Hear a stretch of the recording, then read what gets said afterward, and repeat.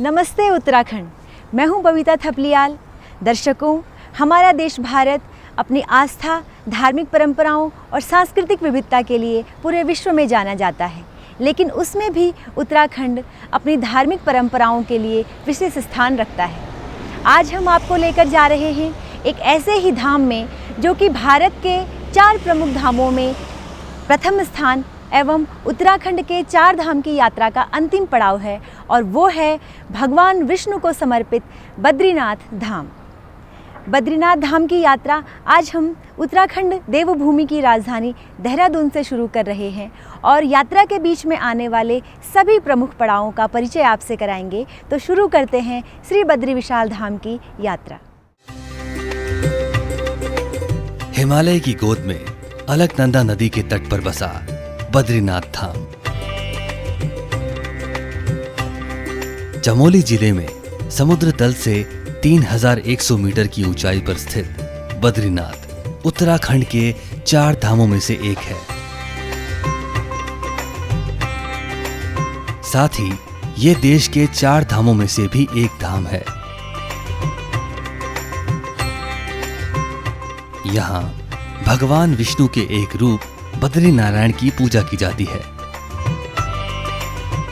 भगवान बद्रीनाथ के दर्शन के लिए देश दुनिया से हर साल लाखों की संख्या में श्रद्धालु पहुंचते हैं।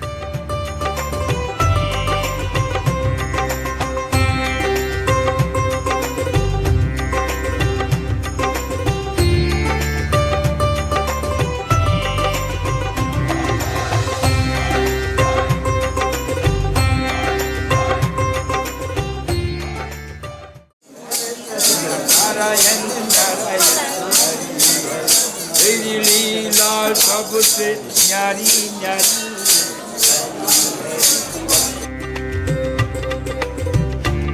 ट्रेन, बस और अपने निजी वाहन के साथ साथ देहरादून तक हवाई मार्ग से पहुंचा जा सकता है। यहां से आगे की यात्रा सड़क मार्ग से तय की जाती है। देहरादून से करीब 42 किलोमीटर दूर ऋषिकेश को 4 धाम का प्रवेश द्वार भी कहा जाता है। सार्वजनिक परिवहन से 4 धाम पर आने वाले तीर्थ यात्रियों का यहाँ पंजीकरण किया जाता है। धर्म और योग की इस नगरी में बहुत सारी आयुर्वेदिक संस्थाएं और योग आश्रम हैं। राम झूला और लक्ष्मण झूला पर्यटकों के आकर्षण का केंद्र है। यहाँ त्रिवेणी घाट पर शाम की गंगा आरती बेहद प्रसिद्ध है। ऋषिकेश में भगवान शिव का नीलकंठ मंदिर है। माना जाता है कि भगवान शिव ने यहीं बैठकर समुद्र से निकले विष को पिया था। ऋषिकेश से आगे है गंगा की जन्मभूमि देवप्रयाग।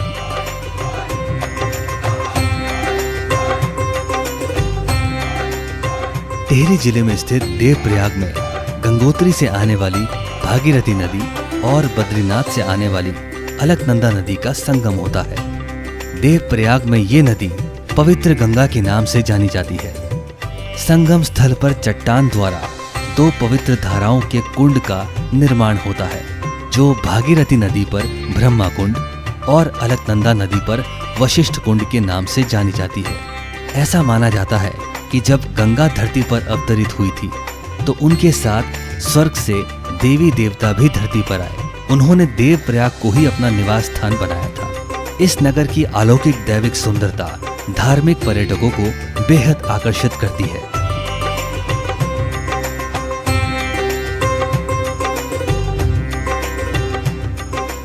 बद्रीनाथ यात्रा मार्ग पर आगे बढ़ते हुए पौड़ी जिले के श्रीनगर में धारी देवी का मंदिर महत्वपूर्ण तीर्थ स्थल है।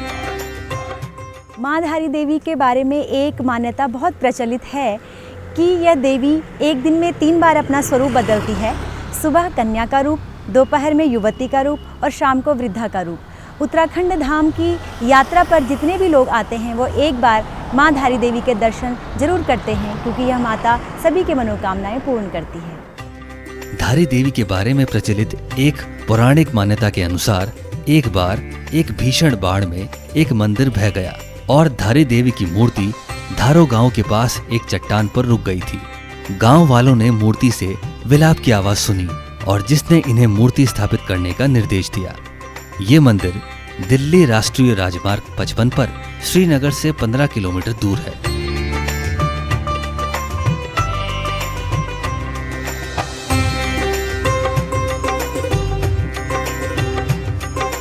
श्रीनगर से आगे ऊंची होती पर्वत श्रृंखलाओं के बीच बर्फ से ढकी चोटियों की झलक मिलनी शुरू हो जाती है। यहाँ से करीब 145 किलोमीटर दूर चमोली जिले के जोशीमठ विकास खंड में स्थित है भगवान नरसिंह का मंदिर। नरसिंह मंदिर भगवान बद्रीनाथ का शीतकालीन गृह माना जाता है।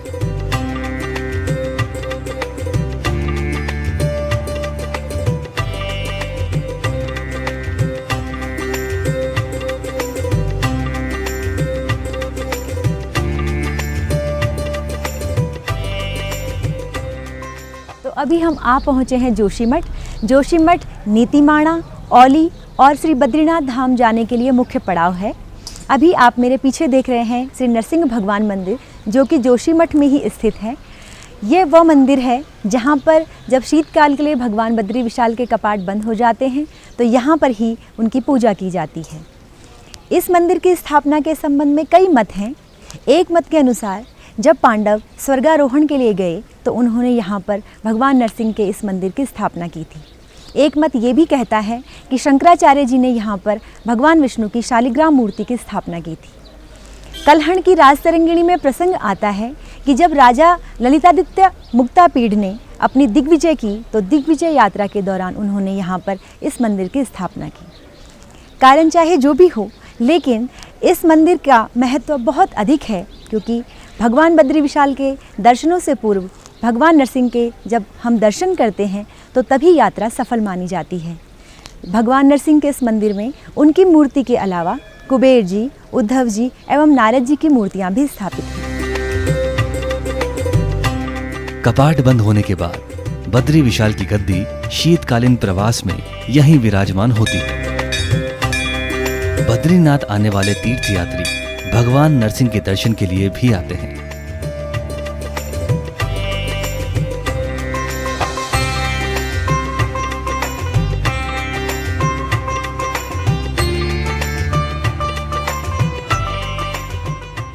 बद्रीनाथ धाम के लिए अलकनंदा नदी के किनारे किनारे आगे बढ़ते हुए वनों और ऊंची पर्वत श्रृंखलाओं के साथ साथ बर्फ से ढकी चोटियां मन को अभिभूत कर देती हैं।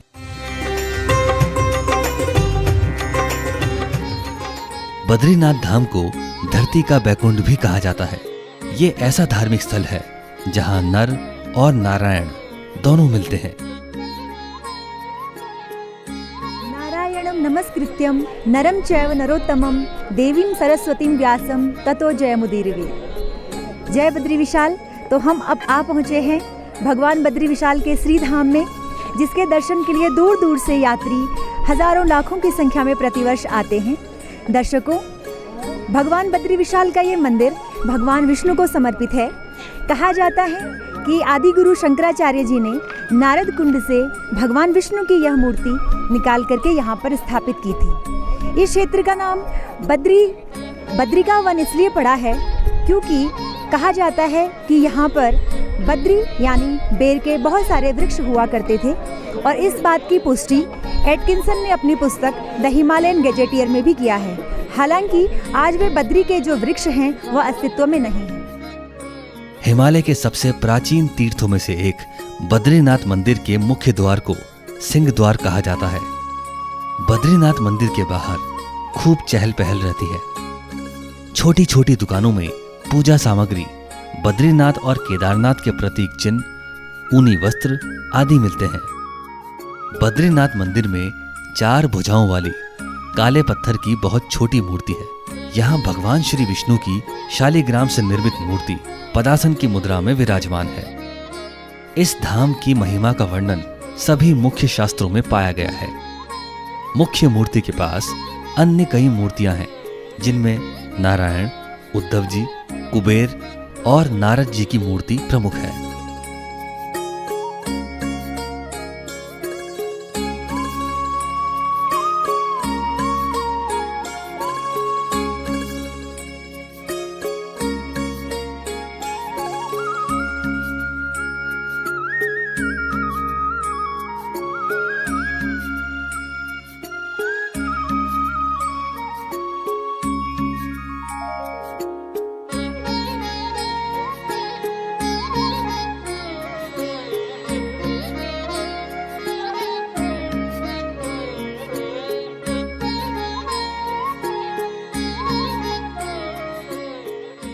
ये क्षेत्रपाल घंटाकरण जी है।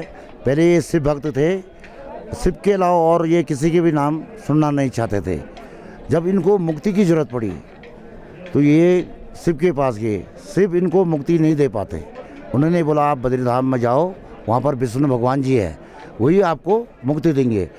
ये जब विष्णु भगवान के कहीं पे भी नाम आते थे, ये कानों पे घंटे बांध करके शिव के अलावा और किसी के भी नाम को नहीं सुनना चाहते थे।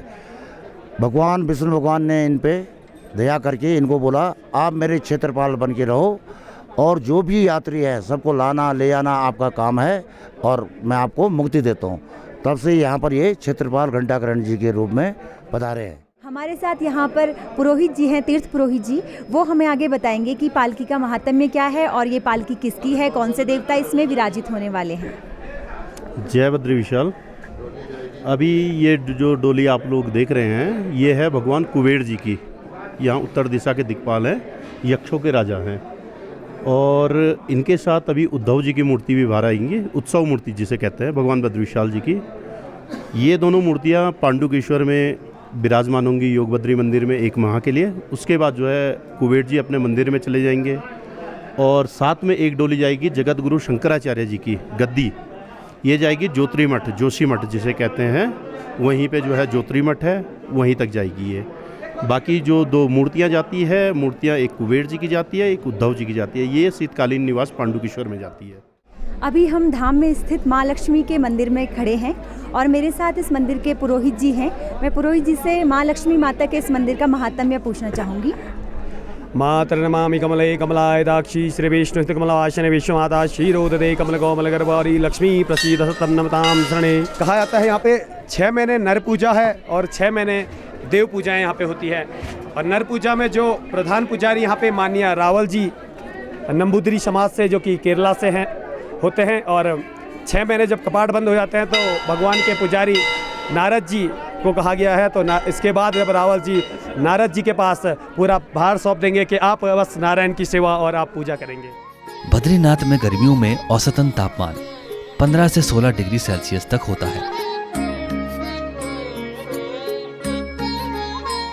अक्टूबर में तापमान में गिरावट शुरू हो जाती है।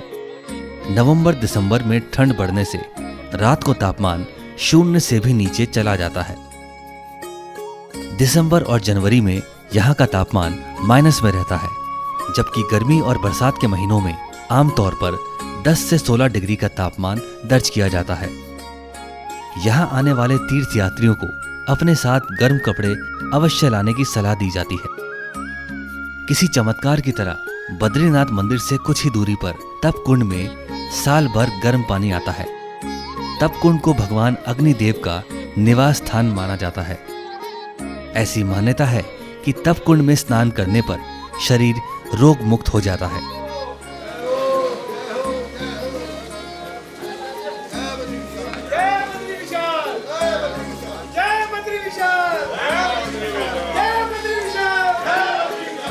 दर्शकों, अभी हमारे साथ हैं श्री बद्री विशाल धाम के पुरोहित जी और ये आपको इस तप्त कुंड के विषय में कुछ जानकारी बताएंगे। देखिए, यहाँ पे गर्म पानी है।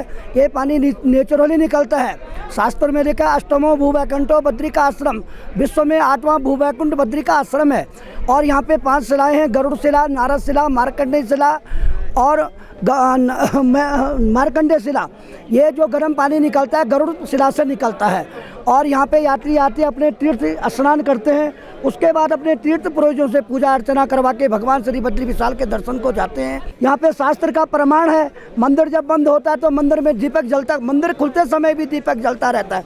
इसलिए प्रमाण है कि मंदिर में सूखी ताज़ी तुलसी सुबह मंदिर खुलने पर मिलती है और भगवान बद्री विशाल की पोशाकें पूरी ताज़ी रहती हैं। इसलिए यहाँ पे कहा गया है कि 6 महीने देव पूजा होती है और 6 महीने मानव पूजा यहाँ पे होती है। हर साल अक्टूबर नवंबर में राज्य के 4 धाम के कपाट शीतकाल के लिए बंद किए जाते हैं और 6 महीने बाद अप्रैल या मई में ज्योतिषीय गणना के बाद कपाट खोले जाते हैं। श्री बद्रीनाथ मंदिर के कपाट बंद होने की गणना विजयादशमी के दिन की जाती है।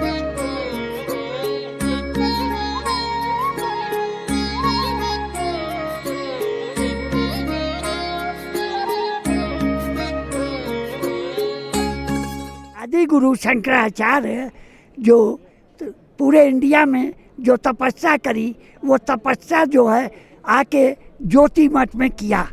ज्योति मठ में तपस्या करके आदि गुरु शंकराचार्य के हाथ में ज्योत जली, तो ज्योत जली तो इसका नाम ज्योति मठ पड़ा। ये ज्योति मठ पढ़ने के बाद आदि गुरु शंकराचार्य अपना वहीं पे ध्यान कर रहे थे ज्योति मठ में, तो उनको सपना आया कि वो आए वहाँ से कि समय व्यर्थ कर रहे हो और व्यर्थ करने में क्या है, तो इस वक्त यहाँ जाओ बद्रीनाथ और बद्रीनाथ की कुंड से मूर्ति निकाल के स्थापना करिए कि बद्रीनाथ धाम को पहला धाम आदि गुरु शंकराचार्य के द्वारा निर्माण हुआ। फिर उनने 3 धाम और खोले। 3 धाम द्वारका, बद्रीनाथ, जगन्नाथपुरी, रामेश्वरम, इंडिया के 4 धाम थे। अभी हमारे साथ भूतपूर्व धर्माधिकारी जी श्री बद्रीनाथ धाम हैं। मैं आपसे अनुरोध करूंगी गुरुजी कि आप अपने 2 आशीर्वचन हमारे दर्शकों को जरूर दीजिएगा। षण्मासम देवते ही पूज्या, षण्मासम मानविश तथा यहाँ की परंपराएं 6 महीने देव पूजा, 6 महीने नर पूजा। मैं भगवान बद्रीनाथ जी से निवेदन करता हूँ सब कुशल रहें, आनंद रहें, और जो भारतीय सूत्र है धर्मशास्त्र का कि सर्वे भवन्तु सुखिनः, सर्वे सन्तु निरामयाः, सर्वे भद्राणि पश्यन्तु, माँ कश्चित दुख भाग भवेत्। ये आशीर्वाद भगवान बद्रीनाथ से मांगता हूँ सबके लिए। कपाट बंद होने के समय मंदिर को कई टन गेंदा फूलों से सजाया जाता है।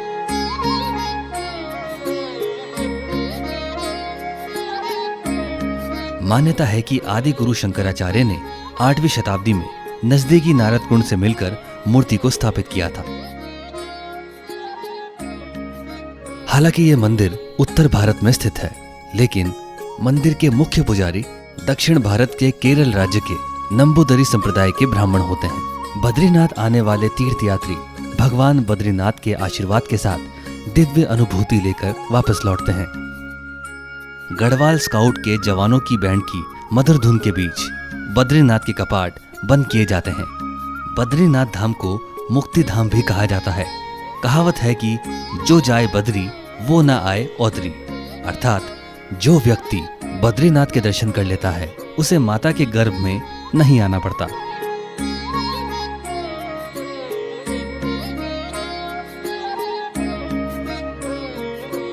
अभी हमारे साथ यहाँ पर श्रद्धालु हैं, आइए उनसे जानते हैं कि उनका अनुभव कैसा है इस दिव्य धाम में पहुँचने पर। हर साल हम यहाँ पर आते हैं। हम पहले केदारनाथ जी जाते हैं और उसके बाद हम फिर बद्रीनाथ जी आते हैं, और हमें बहुत अच्छा लगता है जब हम यहाँ बद्रीनाथ जी के यहाँ पे आते हैं। और सबसे अच्छी व्यवस्था बहुत अच्छी है यहाँ की, और सभी लोग बहुत ही अच्छे हैं। Himalayas, it is the pride of India, it is the prestige of India.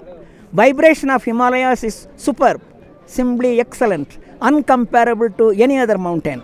Because ज़्यादा साधु लोग, सन्यासी लोग, योगी ऋषि लोग, they vibrate here, they roam about here, they do tapas here. So Himalayas and Badrinath का vibration बहुत बड़ा है.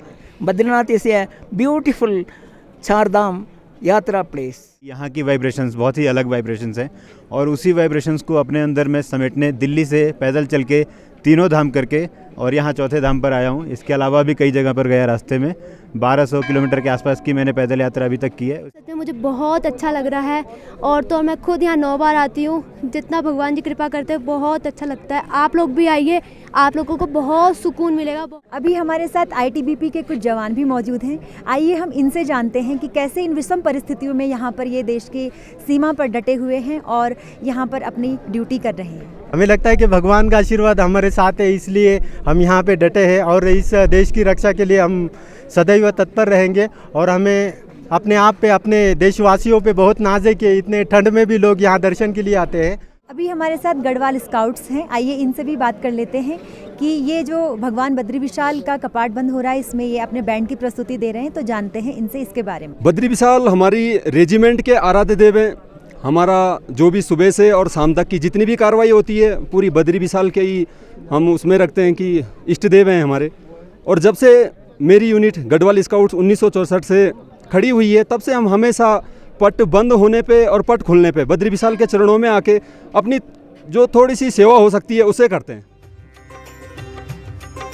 देवभूमि उत्तराखंड देवताओं का निवास स्थान माना जाता है। इसे देवताओं की भूमि कहा जाता है। कई प्राचीन ग्रंथों में उत्तराखंड के पवित्र स्थानों का वर्णन किया गया है। इसीलिए हर साल लाखों की संख्या में तीर्थयात्री इस देवभूमि के दर्शन के लिए पहुंचते हैं। आप भी भगवान बद्रीनाथ के दर्शन के लिए एक बार अवश्य आएं और यहाँ की आस्था की दिव्य अनुभूति का आनंद लें। दर्शकों, तो हमने आज आपको उत्तराखंड के एक प्रमुख धार्मिक स्थल श्री बद्रीनाथ धाम की यात्रा करवाई। इसी तरह से हम आपको आगे भी उत्तराखंड के प्रमुख धार्मिक स्थलों और पर्यटन स्थलों की यात्रा करवाते रहेंगे। आप हमसे हमारे YouTube चैनल DD उत्तराखंड के माध्यम से भी जुड़ सकते हैं। कार्यक्रम में बस इतना ही। नमस्ते उत्तराखंड।